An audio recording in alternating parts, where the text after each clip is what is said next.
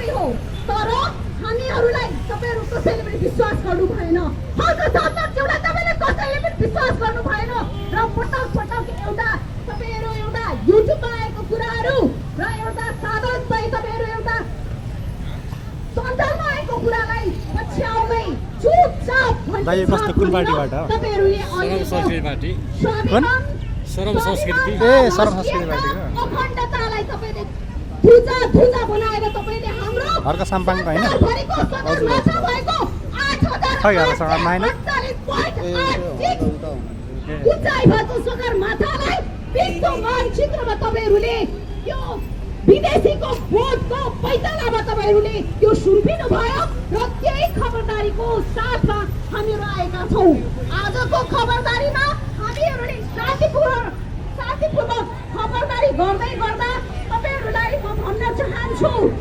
के अब पनि तपाईहरु विदेशीको कारणमा नाचेर आफ्नो आमालाई नङ्ग्याएर अरु विदेशी आमाहरूलाई तपाईहरु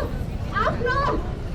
ठिक अधिकारका कुराहरु सुन्न चाहनुहुन्छ तपाईलाई प्रश्न अहिले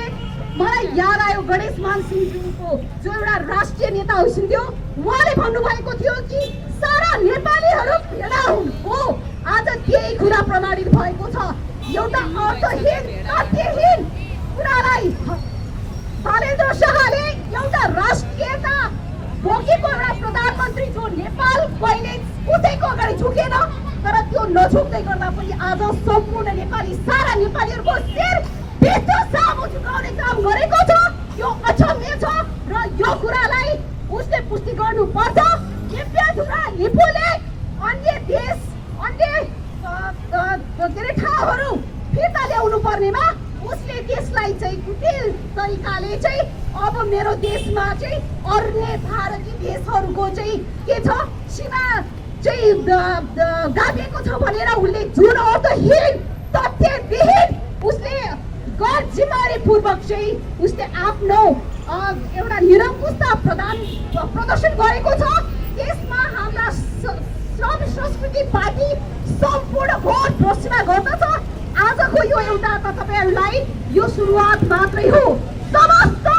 युपवासी दाजुभाइ दिदीबहिनी जो पनि तपाई हुम्लामा हुनुहुन्छ कर्णालीमा हुनुहुन्छ उदयपुरमा हुनुहुन्छ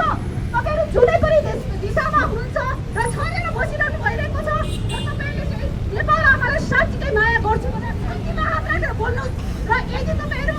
नेपाल आमाको अखण्डता स्वाधीनता राष्ट्रियता चाहनुहुन्छ भने तपाईहरुले हर्क साम्पाङज्यू हाम्रा श्रमिक जसले निस्वार्थ रूपमा म देशको लागि मर्न चाहन्छु म देशको लागि केही गर्न चाहन्छु भन्दै गर्दा पनि उहाँहरूलाई खिल्ली उडाएर उहाँको प्रत्येक शब्दमाथि तपाईले जुन किसिमको चाहिँ एउटा थावा बोल्नु भएको छ सम्भवतः यो स्थिति अब अझ सुधार भन्ने स्थिति देखिरहेको छु र तमाम श्रोता मेरा चाहिँ दर्शक मेरा साथीभाइहरूलाई यही भन्न चाहन्छु तपाईँ यदि सोच्छ आफ्नो मामुको चाहिँ तपाईँले दुध चुसेर तपाईँ यो अवस्थामा आउनु भएको हो र तपाईँले साँच्चीकै नेपाल आमालाई माया गर्नुहुन्छ भने भन्न चाहन्छु अहिलेको बहालवाला प्रधानमन्त्री बालेन्द्र शाहले नैतिकताको हिसाबले पनि राजीनामा दिनै पर्छ र आम सुकुम्बासी